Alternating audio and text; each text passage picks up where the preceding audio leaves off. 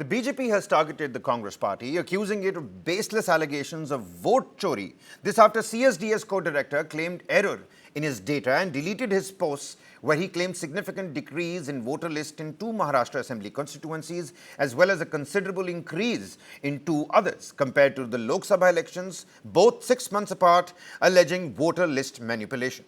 Now, the BJP has accused Congress of peddling an agenda and colluding against the Election Commission. Since Congress used the now deleted data of the CSDS to validate its vote chori claim, it seems to have weakened its own charge now. 2 days after flagging massive voter additions and deletions in the Maharashtra Assembly polls, psephologist Sanjay Kumar of the CSDS has backtracked, deleted his posts and apologized for what he called a data error. Sanjay Kumar had claimed that the number of voters in the Nashik West and the Hingna Assembly segments rose by 47% and 43% respectively between the Lok Sabha elections last year and the Maharashtra polls earlier this year. He also claimed that the number of voters sharply fell in Ramtek and Devlali seats by 38 and 36% respectively. This gave the Congress fresh ammo amid its vote chori campaign against the Election Commission. And the data was shared by top Congress leaders in an attempt to corner the ruling party. However, the reaction sparked BJP's ire and has now turned into a full-blown political showdown. Leading the charge, BJP's IT cell head Amit Malviya accused the CSDS of peddling unverified numbers to feed the Congress's fake narrative. BJP national spokesperson Gaurav Bhatia called the CSDS a puppet at the hands of leaders Rahul Gandhi, who could not win the people's trust.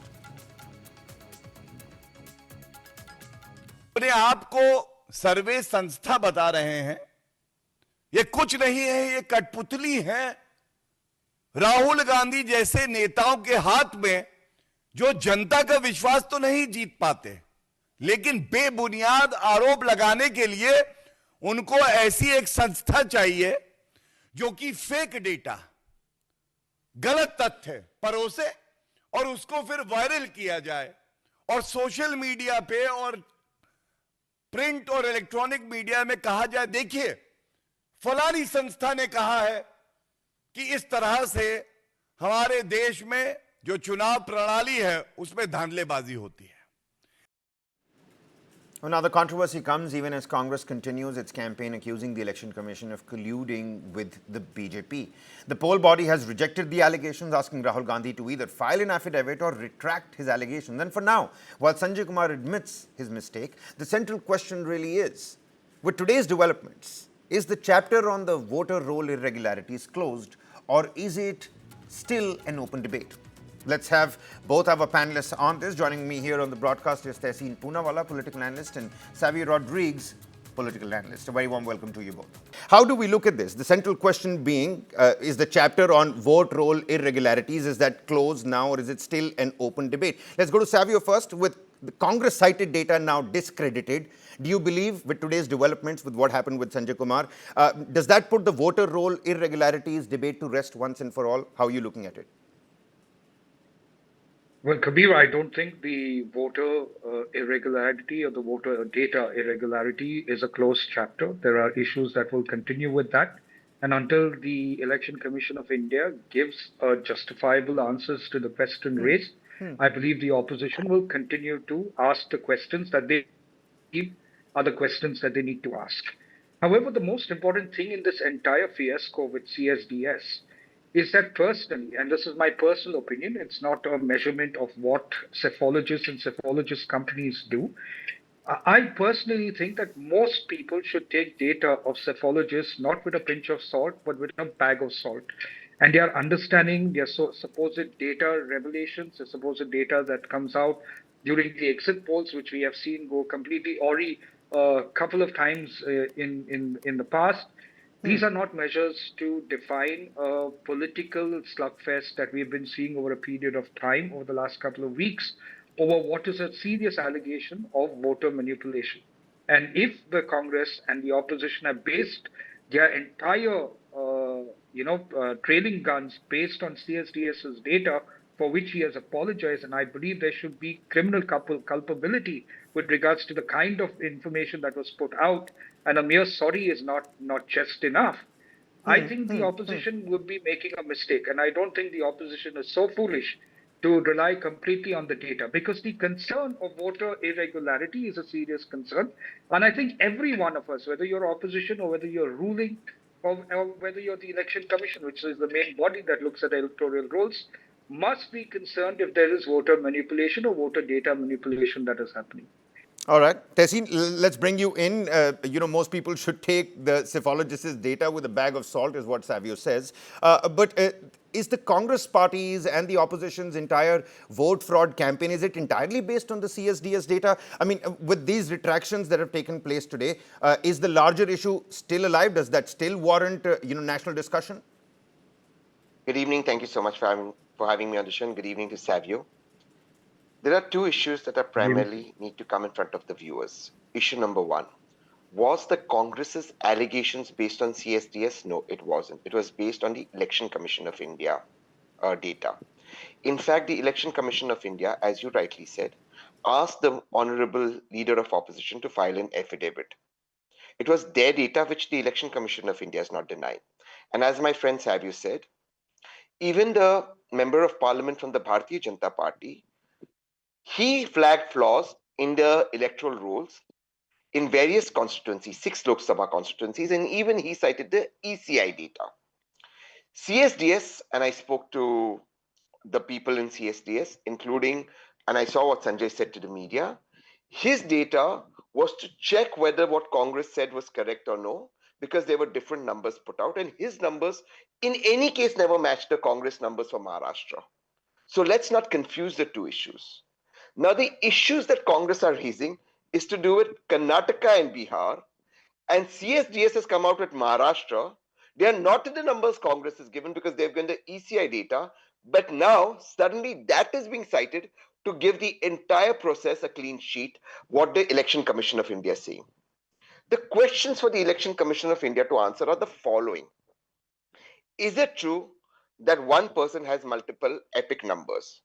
Or as they've shown, one person is registered in multiple places and that vote hasn't gone. Is it true that there are multiple one-bedroom houses where there are more than 40 or 50 people shown to have registered to a single one-bedroom address? Is it true that the data as cited by the Leader of Opposition and Anurag Thakurji, the Member of Parliament, both have seen serious flaws? Lastly, let me go to Bihar. The election commissioner in his press conference said, look, the number of people dead in the SIR is not in the last 1 year. These are the number of people dead since 2003. If that is the case, if they are the people dead since 2003, forget the special intensive revision. Every year you have a summary revision. Why weren't they removed? These are the questions that the election commission is refusing to answer. I have one more point. The most honorable Home Minister of India, Amit Shah ji, in Bihar said, the reason the opposition is raising these issues is because foreigners, Ghuspetias, from Bangladesh and Nepal are coming into India and voting. So the question that the Election Commission of India needs to ask, did these people vote in the 2024 election? If they did, shouldn't the Election Commission of India resign? If they didn't vote and they've come after 2024, shouldn't the Honorable Home Minister of India resign? These are the questions. It's got nothing to do with what Sanjay Kumar has said. It's being deliberately confused. Well, how do you respond to those pertinent points that Tehseen has now, raised? The entire vote Adhikar rally is not mounted on the CSDS data. And then you've got Amit Malvi who says Rahul Gandhi must immediately abandon his Ghuspetia Bachao Yatra. Where does this leave Rahul Gandhi and the Congress, which brazenly targeted the Election Commission and went so far as to brand genuine voters as fake? He calls Rahul Gandhi shameful, the entire voter charge, the Adhikar rally as shameful. Where does this now leave the opposition, and where does this now leave the ruling dispensation? Is this going to affect the upcoming assembly elections? Let's say Bihar in focus. Is that for me? Like I said earlier, Kabir, at the end of the day, the most important aspect is the irregularities on voter data. These are the truths that the Congress as well as the BJP has brought up, citing examples. The slugfest or the political slugfest that takes place is for political brickmanship. But the reality and the serious concern that we as Indian citizens should be concerned about is whether there has been manipulation of data. And that manipulation of data ought to be corrected by the Election Commission of India as soon as possible. And also, the people need to know what is the extent of the manipulation of data if it has happened. Brushing it under the carpet does not put aside the reality of the questions. See, at the end of the day, people of India understands the politics around it. People of India understand that the Congress will say something, the BJP will say something else. The CSDS issue is the least of my concerns. The CSDS issue, the gentleman who was responsible for it, I say it again, he should be tried for criminal culpability for the kind of misinformation that he brought out in the open. But the larger issue is there voter manipulation happening? And until we address that, the question will continue and the doubt will be put in the minds of the people regarding the effectiveness of the Election Commission of India. And today, it is important for the authorities that are in the government to hold forth and say, prove that whatever the allegations have been made by the opposition are wrong, because some of the questions raised are from the BJP itself. Savio, CSDS is an instrument of narrative warfare. This is what Amit Malviya says. What is he trying to say here, essentially? Because the optics that come out, and BJP critics on social media now say that isn't this voter manipulation at large? You're trying to say that the entire voter adhikar rally, this entire charge by the opposition, this narrative that they're trying to build was riding on the CSDS leher, which has now fallen flat completely. Which, is that the truth or not? And isn't that voter manipulation? That's what the BJP critics on social media are saying. Thank you. Is that the question to me? Either one. Tehseen first, we can come to Savio next. What the BJP IT cell head is saying, and I paraphrase what he's saying, is this is a Ghuspaitiya Bachao rally. Let me accept it and play the devil's advocate. So there are only two issues. Did these Ghuspaitiyas vote in the 2024 election?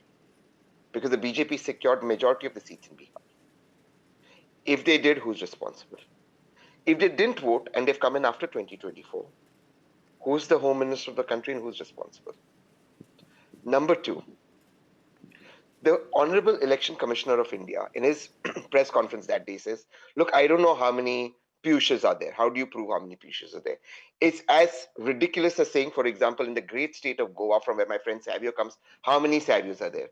Arey, but my friend Savio here will have only one surname, one father's name, and one address. It cannot be Savio out here, our friend Savio here will not have the same, all the Savios will not have the same father and the same address, right? That's common sense, and the same mother. So such juvenile arguments being made actually left me stunned at that press conference by the Election Commissioner of India. Now Savio is right.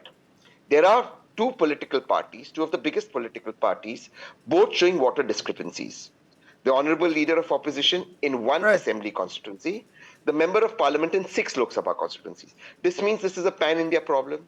If this is a pan-India problem, shouldn't the Election Commissioner, rather than us playing affidavit, or playing cheating, you cheated, he cheated, actually do some serious work, instead of giving us lectures on Bhau Beti ki Izzat, actually come down and give data to good journalists like you. So through your wonderful channel, you can put it out and all of this confusion is stopped. And I'm again asking you, what has what Sanjay Kumar said got to do with Bihar or got to do with Karnataka? It has nothing to do, but they've just brought it in. So essentially with Sanjay Kumar's retraction of those tweets, it seems like that debate on voter irregularity is not going anywhere. It still remains as a political issue, but will it turn into a political plank ahead of these elections? Well, it's going to be very interesting to see. For these developments and to put this story into perspective, I'm going to thank both my guests, Tehseen Poonawalla, political analyst, and Savio Rodriguez.